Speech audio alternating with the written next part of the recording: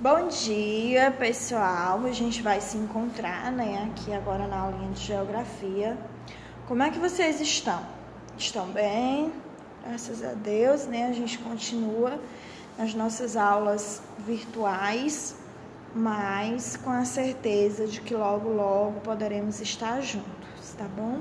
Pessoal, antes da tia começar a nossa aula de geografia, como a aula de matemática a gente não se viu, foi só o conteúdo, e a correção, a tia quer fazer uma localização de tempo com vocês, ou seja, a gente vai ver o nosso calendário. Hoje é terça-feira, não é isso? Dia 16 de março, combinado? Então, dia 16 de março, terça-feira. Então, mais uma vez, a gente agradece pela nossa vida, pela nossa saúde, por tudo que a gente tem. Então, em agradecimento, estaremos sempre agradecendo por todas as coisas que a gente tem. Então, vocês fizeram aula de matemática, não foi? Sobre ordens e classes, entenderam o que é uma classe, entenderam o que é uma ordem. Próxima aula a gente vai continuar revisando com vocês, tá bom? Pra gente entender bem direitinho o que é uma ordem e o que é uma classe. E agora, nas aulas passadas de geografia, a gente viu que era paisagem, foi? E aí a gente viu que tem diversos tipos de paisagens. Paisagens rurais, paisagens urbanas, paisagens litorâneas. Então, a gente tem vários tipos de paisagem. E hoje, primeiro aqui, nós vamos ver as paisagens urbanas. Vocês estão vendo?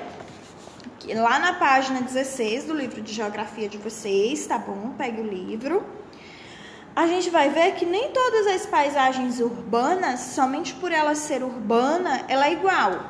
Por exemplo, ele diz aí, as paisagens urbanas, elas são diferentes por causa do tamanho ou da forma.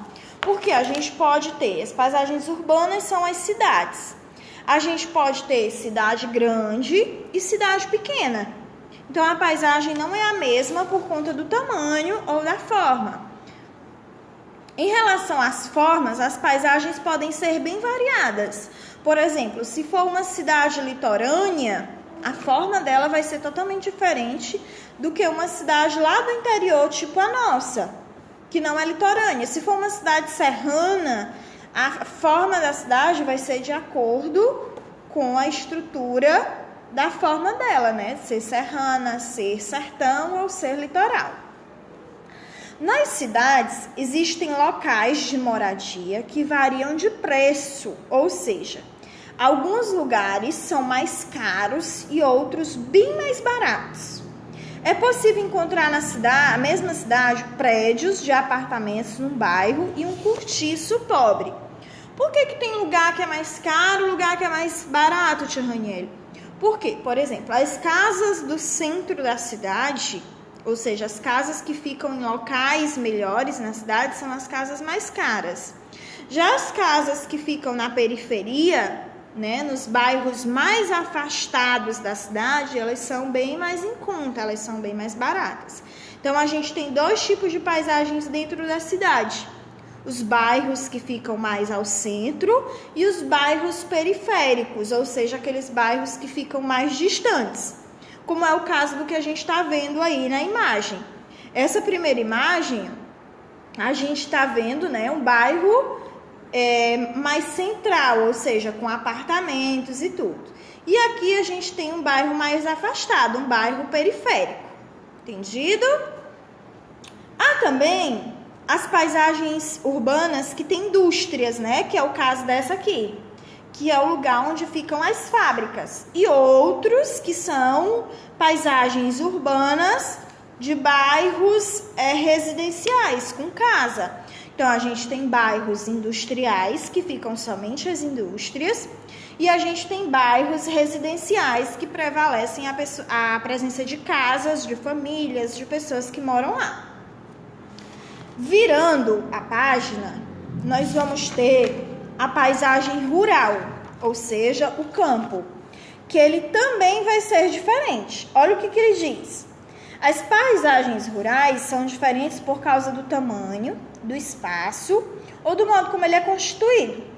Existem espaços rurais que é possível encontrar propriedades rurais com tamanhos diferentes. Por exemplo, uma fazenda bem grande e um sítio bem pequenininho. Então, as paisagens rurais vão sendo diferentes por conta disso. Paisagens rurais com fazendas enormes ou com sítios pequenininhos. Paisagens rurais que produzem uma agricultura familiar, ou seja, uma agricultura bem pequenininha, só uma plantaçãozinha, e uma agricultura imensa, igual essa dessa imagem, ó, uma plantação imensa. Então, a paisagem rural ela pode ser diferente uma da outra.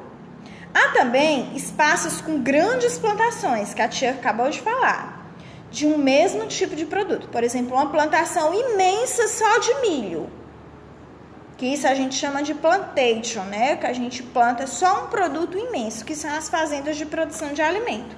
E também espaços pequenos de produção, por exemplo, o quintal de uma casa que o papai plantou milho, feijão, arroz, planta um monte de coisinha somente para ele se sustentar, ou seja, somente para sua família comer, que a gente chama de agricultura familiar.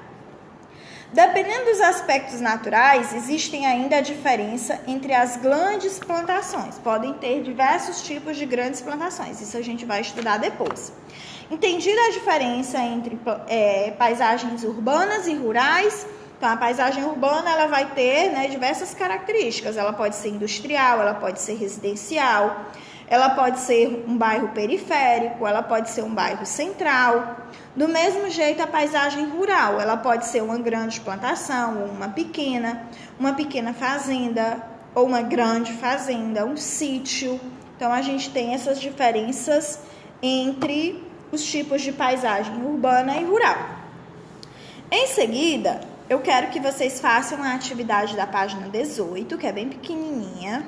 Vocês vão ver se conseguem, certo? E 19, tá bom? Essa 19 tem assim, escreva o nome das paisagens urbanas apresentadas. Aí tem o primeiro, você vai ver lá, por exemplo, o que é isso? Tinha um bairro rico, olha o tamanho dos prédios. O outro é o quê? Você vai pensar, o outro é uma indústria. E aí você vai pensando e colocando de acordo com o que você achar. Depois, não é obrigado a estar igual da tia, não. Depois você olha lá para comparar só se suas ideias estavam corretas.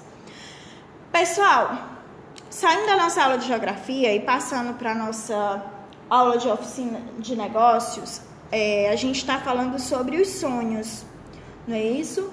Então, quão importante é o realizar os meus sonhos? É muito importante a gente ter os nossos sonhos.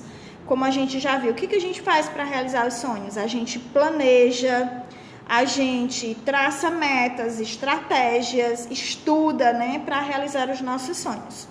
Então, a atividade de vocês de hoje, vocês vão fazer uma entrevista com um adulto para saber qual foi o sonho que ele já realizou, né? Então, você faz a entrevista com o papai ou com a mamãe para saber que sonho, né, que ele já realizou, o que ele já fez, que ele sonhava muito, que ele realizou.